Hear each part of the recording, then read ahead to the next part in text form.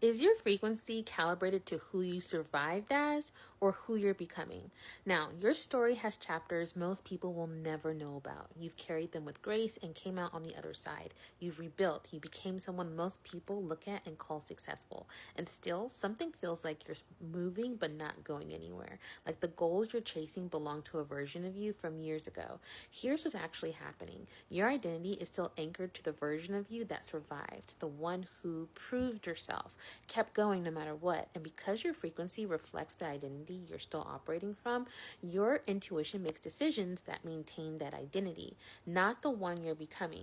That identity distorts your frequency, causing your intuition to align to decisions that keep recreating that reality, keeping you in hesitation, causing you to waste time staying in the same loop.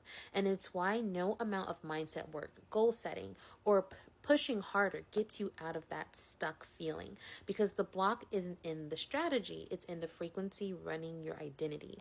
And I've been there. My clients are women like you, have carried more than anyone around them even knew, still bumping up against the same invisible ceiling because their frequency is still operating as who they survived as and not who they're becoming. This is where I use my signature heal method to shift your identity at the root. We identify the survival patterns and inherited beliefs, anchoring you to who you were, so your frequency shifts, your intuition gets cleaner, clearer, and more precise, and your decisions start moving you toward the version of you you're becoming. This is the work of emancipating yourself from the identity that kept you safe, so the one you're becoming can take over. When that shifts, imagine making decisions that align with who you're becoming and not who you survived as.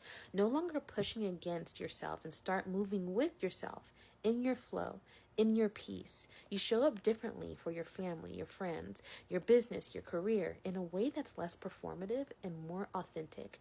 You look in the mirror and finally see you, and not the version of you you've outgrown. So DM me to learn more about working with me one-on-one. And remember, you're not stuck. You're just in between identities.